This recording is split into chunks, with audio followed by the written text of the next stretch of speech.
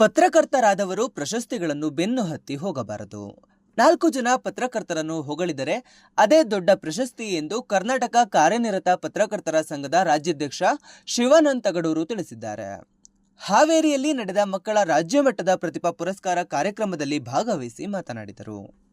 ಇವತ್ತು ಅನೇಕ ಜನರು ಪತ್ರಕರ್ತರ ಬಗ್ಗೆ ಮಾತನಾಡ್ತಾರೆ. ಯಾಕಂದ್ರೆ ನಮಗೂ ಕೂಡ ಈ ಆತಂಕಗಳಿದೆ. ಸುಳ್ಳು ಸುದ್ದಿಗಳ ನಡುವೆ ಸತ್ಯ ಸುದ್ದಿಗಳು ಕಳೆದೋಗುವಂಥ ಆತಂಕಗಳಿವೆ. ಅನೇಕ ಪತ್ರಕರ್ತರು ನಕಲಿ ಪತ್ರಕರ್ತರುಗಳ ಅವಳಿ ಜಾಸ್ತಿ ಆಗಿದೆ.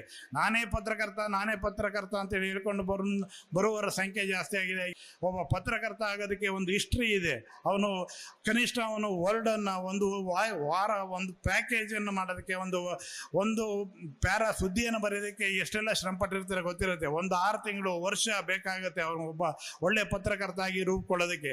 ಹಾಗಾಗಿ ಅದಕ್ಕೊಂದು ಹಿಸ್ಟ್ರಿ ಇದೆ. ಯಾವ ಶಬ್ದವನ್ನು ಬಳಸಬೇಕು, ಯಾವ ಶಬ್ದವನ್ನು ಬಳಸಬಾರ್ದು ಅನ್ನೋ ಒಂದು ಪರಂಪರೆ ಇದೆ. ಆದರೆ ಇವತ್ತಿನ ಕಾಲಘಟ್ಟದಲ್ಲಿ ಅವೆಲ್ಲವನ್ನು ದಾಟಿ ಹೋಗುವಂಥ ಯಾವನ್ನ ನಾವು ಶಬ್ದಗಳನ್ನು ಬಳಸಬಾರ್ದು ಅಂತೇಳಿ ನಮ್ಮ ಹಿರಿಯರು ಹೇಳ್ಕೊಟ್ಟಂಥ ಸಂಪ್ರದಾಯಗಳನ್ನು ಪರಿಪಾಲನೆ ಮಾಡ್ಕೊಂಬಂದಿದ್ದೀವಿ.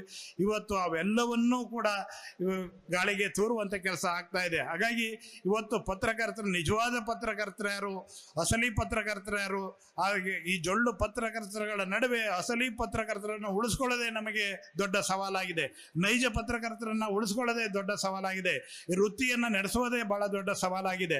ಹಾಗಾಗಿ ನಮಗೆ ಏನಂದರೆ, ನಮಗೆ ಅನೇಕ ಜನರಿಗೆ ನಾವು ಹೇಳ್ತಾ ಇರ್ತೀವಿ, ಒಂದು ಪ್ರಶಸ್ತಿ ಕೊಟ್ಟ ತಕ್ಷಣ ನಮ್ಮ ಅರ್ಹತೆ ಮೇಲಕ್ಕೆ ಹೋಗಲ್ಲ. ನಾವು ದಾರಿಯಲ್ಲಿ ಹೋಗುವಾಗ 4 ಜನರು ನಮ್ಮ ಈ ಬೆನ್ನ ಹಿಂದೆ ಯಾರಾದರೂ ಒಬ್ಬ ಒಳ್ಳೆ ವ್ಯಕ್ತಿ ಹೋಗ್ತಾ ಇದ್ದಾನೆ, ಒಬ್ಬ ಒಳ್ಳೆ ಪತ್ರಕರ್ತ ಹೋಗ್ತಾ ಇದ್ದಾನೆ ಅಂದರೆ ಅದು ನಮಗೆ ನಿಜವಾದ ಪ್ರಶಸ್ತಿ ಕೊಟ್ಟಾಗೆ, ಪದ್ಮಶ್ರೀ ಪ್ರಶಸ್ತಿ ಕೊಟ್ಟಷ್ಟೇ ಸಾರ್ಥಕ ಅಂತೇಳಿ ನಾವು ಭಾವಿಸ್ತಿದ್ದೇವೆ. ಹಾಗಾಗಿ ಈ ವಿಶ್ವಾಸಾರ್ಹತೆಯನ್ನು ಪಡೆದುಕೊಳ್ಳುವಂಥ ನಿಟ್ಟಿನಲ್ಲಿ ಪತ್ರಕರ್ತರು ನಾವು ಕಳ್ಕೊಂಡಿರುವಂಥ ವೃತ್ತಿ ಬಗ್ಗೆ ಕಳ್ಕೊಂಡಿರುವಂಥ ಆ ಮೌಲ್ಯಗಳನ್ನು ಮತ್ತೆ ಎತ್ತಿ ಹಿಡಿಯುವಂಥ ನಿಟ್ಟಿನಲ್ಲಿ, ಆ ನೈಜ ಪತ್ರಕರ್ತರ ಗುಣವನ್ನು ಉಳಿಸ್ಕೊಳ್ಳುವಂಥ ನಿಟ್ಟಿನಲ್ಲಿ ಇವತ್ತು ನಾವು ಹೆಜ್ಜೆ ಇಡಬೇಕಾದಂಥ ಅಗತ್ಯ ಇದೆ. ಈ ಸವಾಲನ್ನು ನಾವೆಲ್ಲರೂ ಒಟ್ಟಾಗಿ ಸಾಮೂಹಿಕವಾಗಿ ಅದನ್ನು ಸ್ವೀಕಾರ ಮಾಡಿ ಈ ಸಮಾಜ ನಮ್ಮನ್ನು ನಂಬ್ಕೊಂಡಿರೋದು ಅಂತ ಒಂದು ವಿಶ್ವಾಸಾರ್ಹತೆಯನ್ನು ಉಳಿಸ್ಕೊಳ್ಳುವಂಥ ನಿಟ್ಟಿನಲ್ಲಿ ಒಂದು ದಿಟ್ಟ ಹೆಜ್ಜೆಯನ್ನು ಇಡೋಣ ಅಂತ